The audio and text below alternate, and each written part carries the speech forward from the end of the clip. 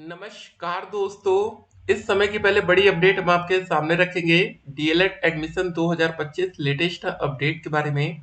तो 4 नवंबर 2025 की बड़ी खुशखबरी हम आपके सामने रखने वाले हैं। जी हाँ, डीएलएड में प्रवेश की जो अर्हता है स्नातक ही रहेगी। जी हाँ दोस्तों, इलाहाबाद हाई कोर्ट ने स्वीकार की राज्य सरकार की विशेष अपील। इस समय की बड़ी अपडेट हम आपके सामने रख रहे हैं। एडमिशन के सारे रास्ते ओपन हो चुके हैं, इसीलिए कहते थे आप लोग हर दिन वीडियो देखते रहिए, आज नहीं तो कल फैसला जरूर आएगा।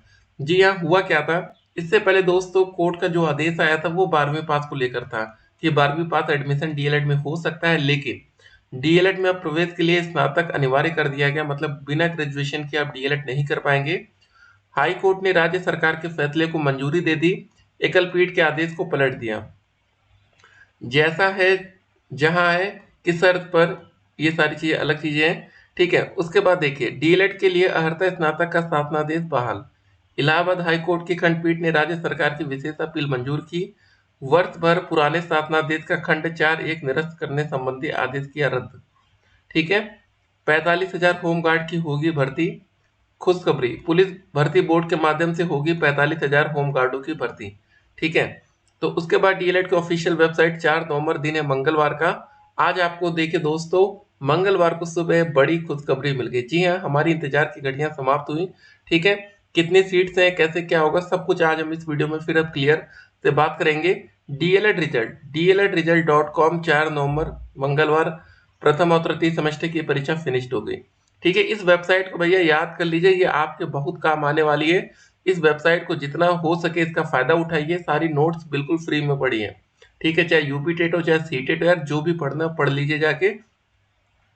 ठीक है, तो आप देख सकते हैं 2,33,350 सीटों पर प्रवेश का रास्ता क्लियर हो गया, एकदम साफ है।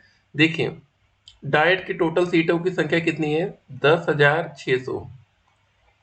ठीक है, और प्राइवेट कॉलेज की सीटों की संख्या कितनी है, देख सकते हैं 2,22,750। ठीक है, और जो सरकारी कॉलेज है उसमें 10,600 सीटें हैं। और आपको पता है 10,000 जो 600 सीटें हैं, इनमें एक सीट पर जो फीस लगती है वो 10,200 रुपये लगती है, ये याद रखिए। बाकी दोस्तों जो प्राइवेट कॉलेज की सीटें हैं, ठीक है ना, 2,22,750। यहाँ पर आप एक सीट की जो फीस है वो 41,000 है। बाकी देखिए आप कॉलेज वालों को कितने रुपए में मना लेते हैं, वो एक अलग बात रहने वाली है। देखिए यहाँ पर क्या है, सरकार की दलील थी उसे अर्हता तय करने का हक है। सरकार का कहना था कि उसे न्यूनतम अर्हता तय करने का हक है जिसके तहत स्नातक में 50% अंक अर्हता निर्धारित की गई है। यह बेसिक शिक्षा नियमावली के अनुरूप है, एनसीटीई के मानक का उल्लंघन नहीं है। शिक्षा में गुणवत्ता सुधार के लिए सरकार को अर्हता बढ़ाने का अधिकार है। कोर्ट ने कहा कि एनसीटीई निर्धारित अर्हता अकेले नहीं, ठीक है, पढ़ी जाएगी, अध्यापकों की नियुक्ति अर्हता के साथ देखी जाएगी, गुणवत्ता देखी जाएगी। कई ट्रेनिंग कोर्स की न्यूनतम अर्हता स्नातक है। एकल पीठ ने विस्तृत विमर्श किए बगैर आदेश दिया है जो कि बने रहने लायक नहीं है। तो अब समझ सकते हैं दोस्तों कि मामला जब कोर्ट में रहता है तो कुछ भी हो सकता है। मतलब जब मामला सिंगल बेंच में था, ठीक है, तो उस समय वो बच्चे जीत गए जो 12वीं बेस पर एडमिशन लेना चाहते थे, ये जीत गए। लेकिन दोस्तों जब मामला डबल बेंच जाता है तो अब दोस्तों ग्रेजुएशन वाले बच्चे जीत गए। ठीक है, तो जिन बच्चों ने डीएलएड कर रखा है या जो बच्चे आने वाले टाइम में डीएलएड करेंगे, आप क्लियर समझ लीजिए, अगर आपने ग्रेजुएशन कर लिया, आपका कंप्लीट है, और ग्रेजुएशन में मिनिमम 50% अंक होने चाहिए अगर आप जनरल कैटेगरी से आते हैं या ईडब्ल्यू से आते हैं। दूसरी कंडीशन, ग्रेजुएशन में आपका मिनिमम 45% होना चाहिए अगर आप ओबीसी कैटेगरी से आते हैं, एससी कैटेगरी से आते हैं, एसटी कैटेगरी से आते हैं या पीएच कैटेगरी से, फिजिकल हैंडीकैप, तो उसके लिए 45% अंक अनिवार्य है। ठीक है, इस बेस पर आपका एडमिशन होगा। तो भाई हमारा व्हाट्सएप नंबर वैसे डिस्प्ले हो रहा होगा, लेकिन नंबर लिख लीजिएगा 8738079216। अब दोस्तों जो हमारा एडमिशन नहीं हो पा रहा था, जो भी दिक्कत थी, अब दोस्तों सारी दिक्कतें आज से खत्म मानी जाएंगी। अब प्रोसेस शुरू हो सकता है। ठीक है, अब देखिए इलाहाबाद हाई कोर्ट ने डीएलएड में प्रवेश के लिए न्यूनतम अर्हता स्नातक रखने की 9 सितंबर 2024 के शासनादेश को सही ठहराते हुए शासनादेश के खंड 4(1) को निरस्त करने के एकल पीठ के आदेश को रद्द कर दिया। कोर्ट ने कहा कि सरकार को ट्रेनिंग कोर्स में प्रवेश या सहायक अध्यापक की नियुक्ति की न्यूनतम अर्हता तय करने का अधिकार है, जो कि एनसीटी निर्धारित अर्हता से कम नहीं हो सकती। अधिक भले रखी जा सकती है। यह आदेश मुख्य न्यायमूर्ति अरुण बंसाली एवं न्यायमूर्ति क्षितिज शैलेंद्र की खंडपीठ ने दिया है। कोर्ट ने कहा कि एनसीटीई ने स्वयं ही राष्ट्रीय शिक्षा नीति 2020 के आधार पर शिक्षा मानक निर्धारित करने के लिए न्यूनतम अर्हता निर्धारित की है। डीएलएड में प्रवेश की न्यूनतम अर्हता स्नातक रखना मनमाना व भेदभाव पूर्ण नहीं है। ठीक है, 2 न्यायाधीशों की खंडपीठ ने एकल पीठ के आदेश की वैधता को चुनौती देने वाली राज्य सरकार की विशेष अपील स्वीकार कर ली और डीएलएड में प्रवेश की अर्हता इंटरमीडिएट रखने की मांग में दाखिल यशांक खंडेलवाल व 9 अन्य की याचिका खारिज कर दी। अपील पर राज्य सरकार की ओर से अपर महाधिवक्ता ठीक है एमसी चतुर्वेदी और अपर मुख्य स्थायी अधिवक्ता सुधांशु श्रीवास्तव ने बहस की। विशेष अपील में 24 सितंबर 2024 चुनौती दी गई थी। इस आदेश से एकल पीठ ने सरकार के 9 सितंबर 2024 के शासनादेश के खंड 4 को रद्द कर दिया, जिसमें डीएलएड में प्रवेश की अर्हता स्नातक रखी गई थी और इंटरमीडिएट उत्तीर्ण यात्रियों को प्रवेश प्रक्रिया में शामिल करने का निर्देश दिया गया था।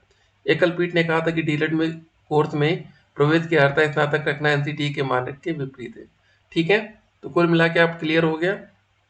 ठीक है, 50% अंकों पर अर्हता सरकार ने निर्धारित की थी। 9 सितंबर 2024 को सरकार ने तय किया था अर्हता का मानक।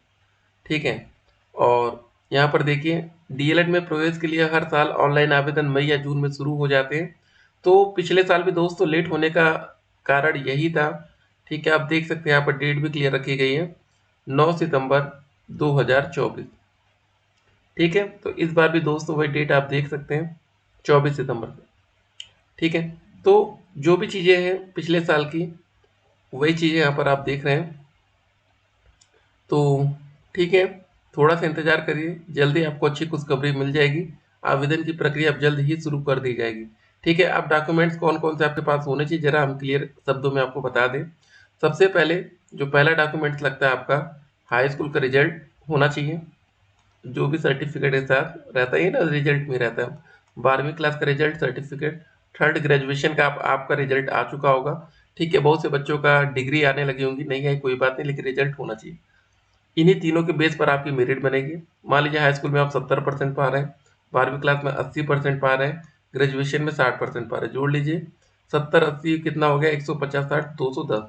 ये आपकी मेरिट बनी है टोटल 300 में से। 300 कैसे भाई, हाई स्कूल में आप मैक्सिमम 100% पा सकते हैं, 12वीं क्लास में भी 100% पा सकते हैं, ग्रेजुएशन में भी 100 पा सकते हैं। तो 300 को हो गए, बाकी 200 थे। एक हो गया मेरिट बनने का पूरा प्रोसेस हम समझ गए। अब दूसरी बात आती है कि और कौन से डॉक्यूमेंट्स होने चाहिए। चौथा देखिए, एक तो आपका जाति प्रमाण पत्र होना चाहिए। पांचवा निवास होना चाहिए। निवास क्यों होना चाहिए, अगर आपको देखिए अदर स्टेट के बच्चे भी शामिल हो सकते हैं। निवास अगर आपका रहेगा तो आपको फायदा मिलेगा ओबीसी सर्टिफिकेट का, एससी सर्टिफिकेट का, एसटी का, फिजिकल लर्निंग, मतलब जो भी आरक्षण का फायदा है वो सिर्फ उत्तर प्रदेश के बच्चों को मिलेगा। अदर स्टेट वाले सभी बच्चे जनरल में काउंट होंगे। भले आप बिहार में एससी में आते हो, लेकिन यूपी में आते जनरल में हो जाएंगे। इतनी चीजें हो गई। ठीक है, उसके बाद आपका कैरेक्टर सर्टिफिकेट मांगा जाएगा। और देखिए डाइट में जाएंगे तो आपका मेडिकल सर्टिफिकेट भी लगेगा। ठीक, वैसे नॉर्मल 100 रुपये का बन जाए तो कोई बहुत वो नहीं है। तो ये सारी चीजें हैं।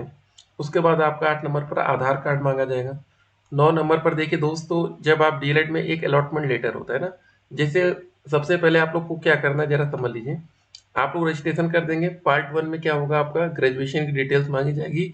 ग्रेजुएशन नहीं किया आपने, फॉर्म ही नहीं डाल पाएंगे। पे अपडेट फीस, ये 700 रुपये जो फॉर्म भरने की फीस लगती है जनरल ओबीसी में, एससी एसटी में 500, फिजिकल हैंडीकैप में 200। पिछले साल इतना लग रहा था, कम ज्यादा इस बार हो सकता है। पार्ट 2 में आप हाई स्कूल और 12वीं क्लास की डिटेल्स डालेंगे। एक बात याद रखिएगा, फॉर्म भरते समय डीएलएड का कभी भी नंबर हम ज्यादा नहीं डालेंगे। 1-2 नंबर कम हो जाएगा चलेगा, लेकिन ज्यादा डाल दिए तो बहुत बड़ी गलती है, आपका एडमिशन कैंसिल हो जाएगा। 1 नंबर ज्यादा डालना, आपका एडमिशन कैंसिल होना लगभग तय है। ठीक है, तो ये एकदम लिख लीजिएगा कि हम नंबर ज्यादा नहीं डालेंगे। तो फिलहाल दोस्तों आवेदन की प्रक्रिया बहुत ही जल्द शुरू हो सकती है। सब कुछ क्लियर हो गया, बच्चे जीत गए हैं जो बच्चे ग्रेजुएशन पास वाले हैं। ठीक है, अब तैयारी शुरू कर दीजिए एडमिशन के लिए। अगर अभी तक आप इंतजार कर रहे थे तो देखिए होता है ना, सब्र का फल मीठा होता है। सब कुछ क्लियर है, अब ग्रेजुएशन बेस पर ही एडमिशन होगा, अब कोई डाउट नहीं है। चलिए फिर मिलते हैं, स्टे कनेक्टेड, आपका दिन शुभ हो। वीडियो को अधिक से अधिक शेयर कर दीजिएगा, लाइक कर दीजिएगा अब आपके काम की खबर आ चुकी है। ठीक है, 4 नवंबर 2025 को फिर मिलते हैं। Stay connected.